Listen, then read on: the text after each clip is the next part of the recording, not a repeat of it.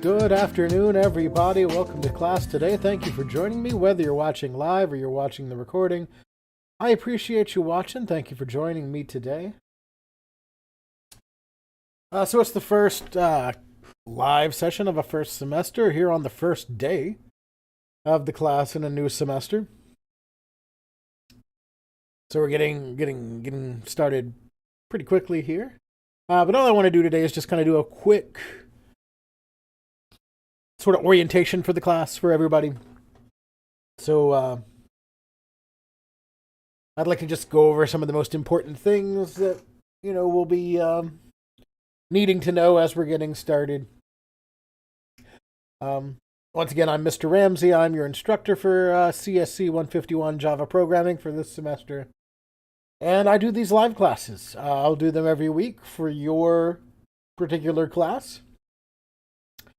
We'll do them during this time, Mondays at 4 o'clock p.m. And sometimes they might last a while, right? They might be an hour. Or sometimes, like today's, it'll probably be pretty short. Just because we're doing, just a orientation sort of thing. I don't typically like to go past an hour in time. So for these, just because I think, especially if we go past an hour, like you're not getting much out of that at that point. Just because it's too long, it's too much. Right, so I try to keep them around an hour or less. But we'll just kind of be doing the most important things. We'll be hitting the high notes out of the modules, those sorts of things, doing some different examples, getting some more hands-on time, doing some different things in these live classes. I like to do them on YouTube for several reasons instead of, some other platform like Teams or Zoom or something like that, right? Just because, one, I think it is a better interface, right? When I say a better interface, I don't necessarily mean like an actual better interface. I just think that more people are used to watching things on YouTube, right? Like, there was a statistic that came out a couple of years ago that basically said like 80% of all people, when they go to learn something new, the first place they go is YouTube. So kind of starting out on YouTube with some information in terms of, going to learn something new. It's useful, it's beneficial, and it's something that a lot of people are used to. So we do that. I also think it is a lower stakes interaction. Right? Like in a Teams meeting, for example, or a Zoom meeting, like if you ask a question, you're typically unmuting your mic and you're saying something and your name comes up and your classmates can see the question that you asked or they can hear the question that you asked. Whereas with YouTube, you can just type in the chat. I am monitoring the chat. I'm also monitoring my email and my Teams during this. So if you're here with me live and you don't want to drop a message in the chat, you can send it to me via email. You can send it to me via Teams. And then, nobody has to know it was your question except for me or you. And if you do it in the YouTube chat, then, a lot of times people have aliases on here anyway, so it's not a big deal. Right? People don't know it's you, so it's a lower stakes, and you can just ask a question and I can answer it. And, hopefully you can gain a better understanding as a result.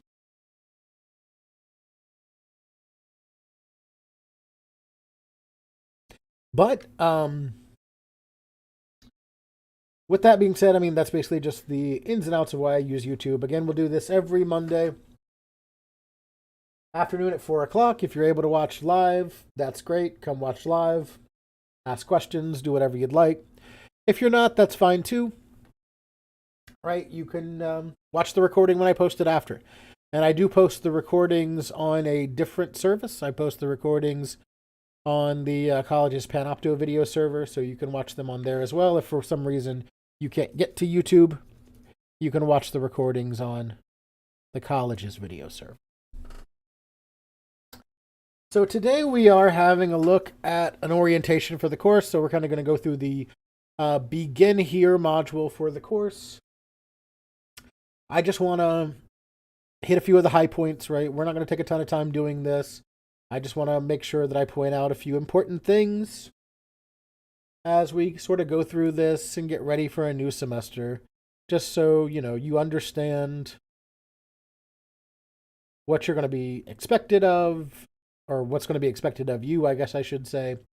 And you just have all the information there. As I showed you in the welcome video, there may be some likelihood that your navigation bar is collapsed. If your navigation bar is collapsed in Blackboard, you just have to hover over it, click it, it'll pop it out, and you'll be able to access all this navigation for the course.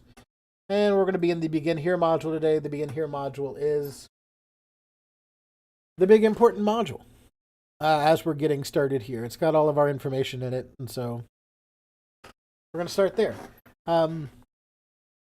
So all this information is here. I don't close anything throughout the course. I leave everything open. Right, so if you need to go back here to the Begin Here module at any time during the course, it is going to be available for you here. But we're just going to be going through and just talking about a few things today. The first things first is the enrollment verification activity. You need to make sure you complete that as soon as possible if you have not completed it yet. That is a big deal. Your ability to stay in the course hinges on whether or not you complete this enrollment verification activity. Basically, we need some sort of graded assignment to be completed by the time that the course reaches its census date, which is the 10% point. So the actual 10% point of the course is, I believe, one day next week, or it might even be the week after. But ideally, we're going to go ahead and get it done by the end of this module, which is this coming Thursday. So that way we don't have to worry about that, right? So you want to make sure that you complete this enrollment verification activity as soon as possible. It's just a single question quiz. You click that button there. You click the link there, which is the name of the enrollment verification activity. You click on Begin, and it asks you basically to click yes. And by clicking yes, you're verifying that you are enrolled for this class and that you are willing to adhere to Cleveland Community College's policies regarding academic integrity.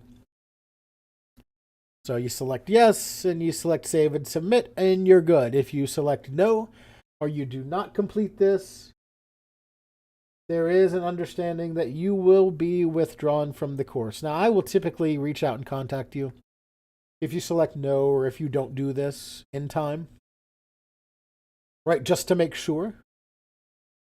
I'm not just going to go in here and just say, oh, like they said no, I'm going to get rid of them. I just want to make sure that you did mean to say no, because we've had people misclick before. Things of that nature. So I'll reach out to you if you don't. Click yes. But just click yes and everything will be cool. Getting started here, especially if you've never really used Blackboard before, if you've never taken a Cleveland Community College class here before, this is going to be pretty useful to you. This gives you some information on things like, where to find the syllabus, finding my information, right, with instructor contacts and various campus contacts, how to find that stuff, how to get tutoring or technical support, how to communicate with me, submitting assignments, using discussion boards, which we don't really do in this course, where you can find your grades and all that sort of stuff. I won't go through that now just for the sake of time, but be aware that that is here if you need this information. I recommend you all going through and reading it. Especially if you've never done an online course or here at Cleveland Community College, Blackboard course, then I definitely recommend you doing that. The next thing here is my information. You'll see my email address there, my office phone number there, my office location. there, so you can come by and see me if you need to. You can see that all of my office hours are by appointment. I am not a full-time instructor. I guess I'm technically an adjunct. I do work full-time here at the college. I work in our e-learning department. I was a full-time instructor until last January, so I have been for a year now an adjunct instructor plus the instructional designer for the college. So I don't keep regular office hours like a full-time instructor would be required to do. But if you need to meet with me for whatever reason, send me an email or send me a Teams message, and we can set up an appointment for you to stop by. Right? I'm fairly available if you need to speak with me. So just get in touch with me and we can set up an appointment. My preferred contact method here is via email, although there is another method of contact which is also just as good. Right? I know some people like to call. Not really big on that because I tell people, like my phone is only in my office. Right? And that is not always a place where I am. So if you try to call me, you might not get a response from me for a day or 2 days or 5 days, or I might not ever see it at all. Right? If you call me while I'm out of the office. But when it comes to email and or Microsoft Teams, these are things that, are always readily available to me. I have my email and Teams on my phone. I'm able to access it from any computer that I'm on. And so if you send me an email or a Teams message, I can get a response back to you really quickly. And hopefully get whatever issue you have sorted. I have my typical response time here as within 48 hours. It's typically much, much quicker than that. If any of you have had a class where you needed to email me before, you would know that is accurate. Typical grading time is within 1 week of the due date. I do that for academic integrity reasons. So this class is a project-based class. So basically every module has different sorts of projects in it. There aren't really any quizzes or anything like that. There's like 1 or 2 like little quizzes baked in as like smaller assignments, I do believe. But in general, it's just projects. We're just writing code in this class. So they do take a little bit of time to grade and to give you all feedback. Especially if there's corrections that need to be made. So that takes some time, but then also I want to make sure that everybody's done before I do my grading. So count 7 days from the date something's due, and you should have your project graded by that time, give or take a day or two, right? Another option for contacting me is via Teams. I have this video here that shows you how to contact me via Teams. But an easier method that I just added this semester is this link right here, which says Contact Your Instructor on Microsoft Teams. If you click that link, it will open up this dialog where you can open Microsoft Teams. And when you do that, it will open up a conversation directly with me. You could also try to use the web app here. Like if you clicked on this, instead of clicking Open Microsoft Teams Work or School, if you canceled that and said use the web app instead, it would open up the Microsoft Teams web app on your machine in your browser.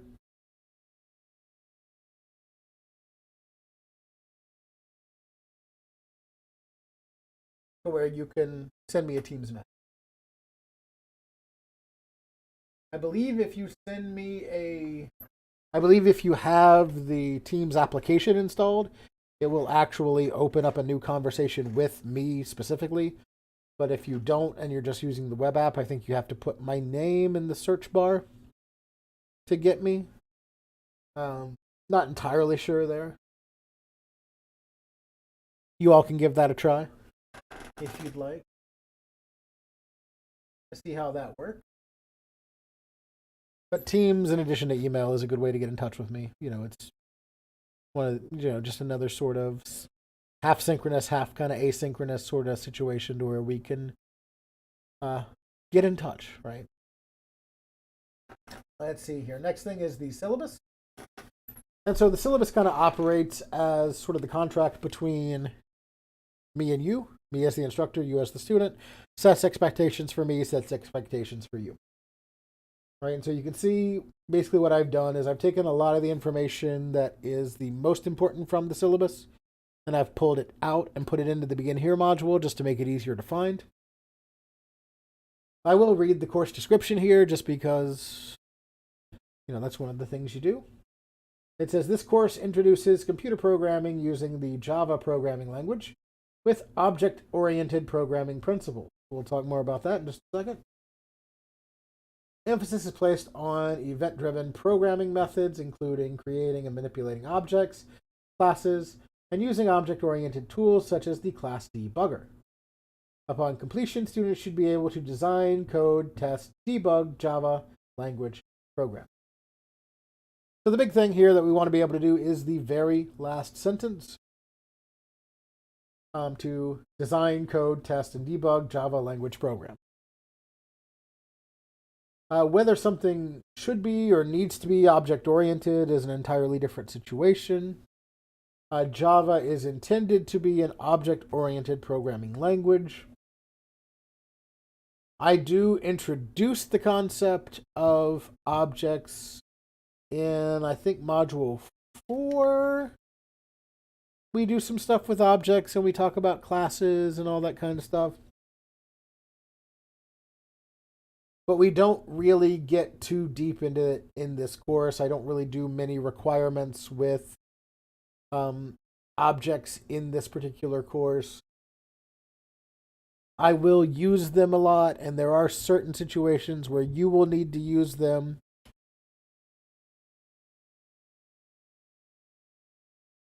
But I'm pretty flexible over your actual use of them.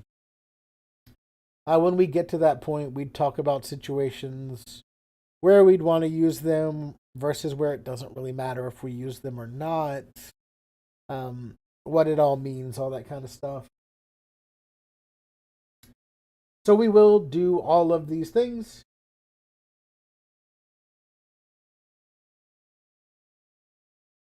Just, some more thoroughly than others. Right, this does use a textbook called Think Java by Alan Downey and Chris Mayfield, but the good part about this book is that this book is actually open source, so it's just available. So you don't actually have to go out and get a book. All of the book material I have put into the course.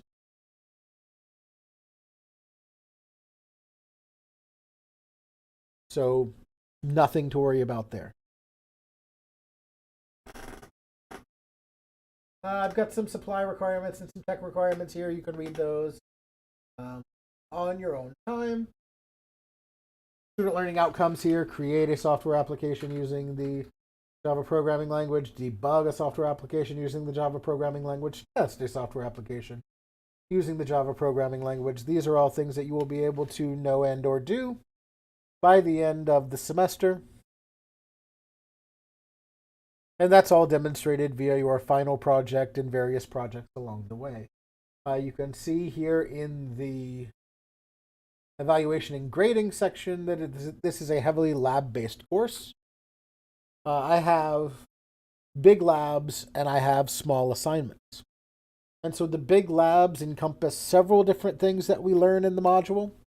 So if in a particular module we might learn 5 or 6 concepts, you might use 4 or 5 of those in the big lab. And then we also have module assignments.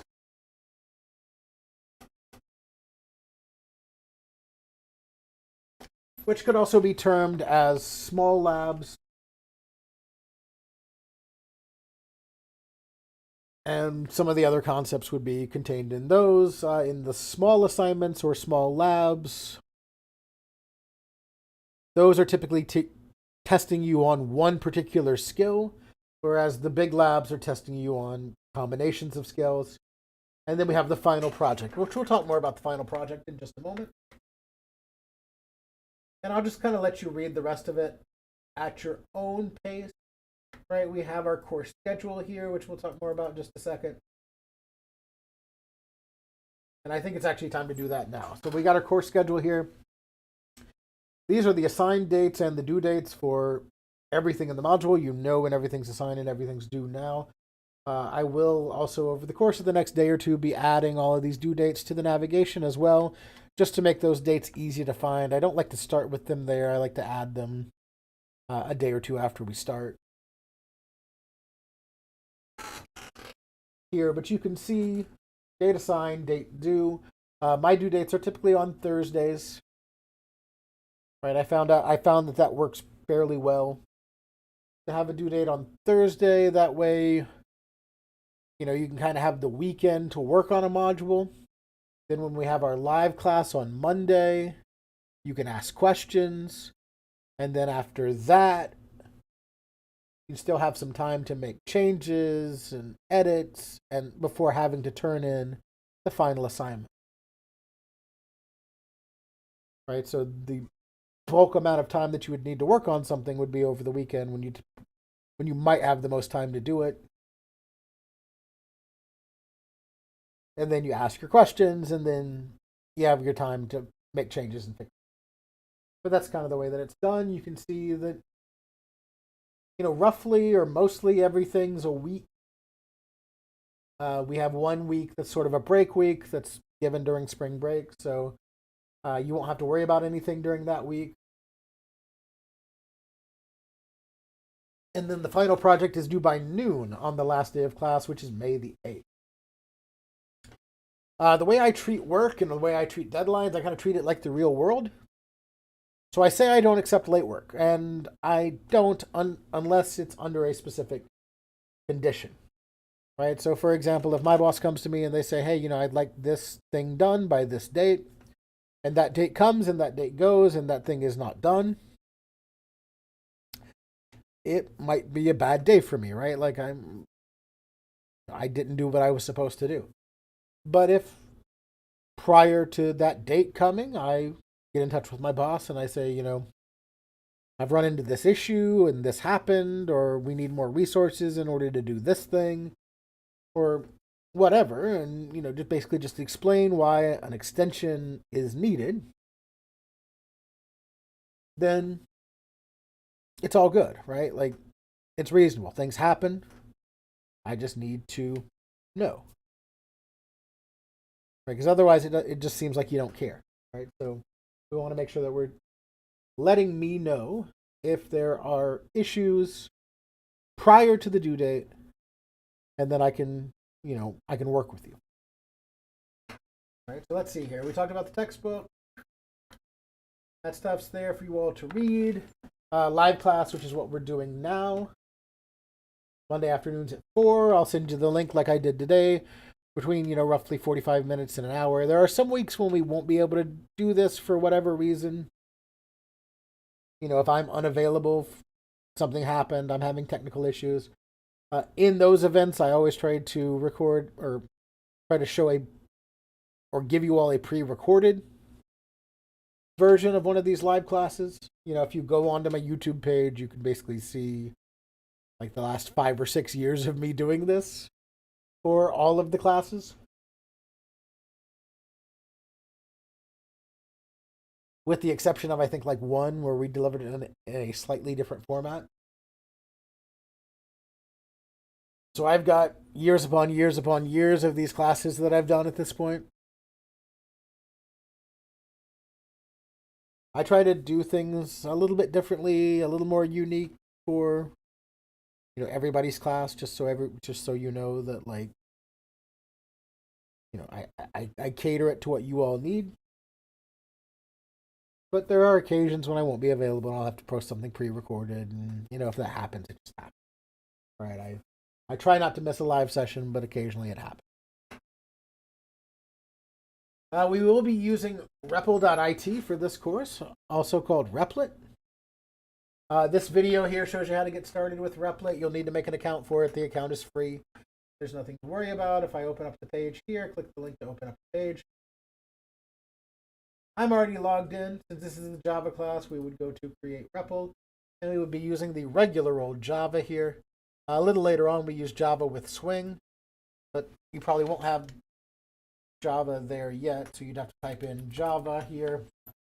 You can see that there's a lot of different Java templates down here for things with Java in them. You want to make sure that you're using just this plain Java replit.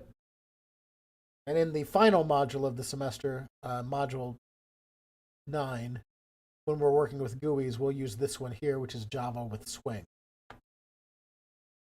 But it'll have it'll auto-generate a name. You might want to rename that to be something different, and then click Create REPL, and it'll pull up the environment.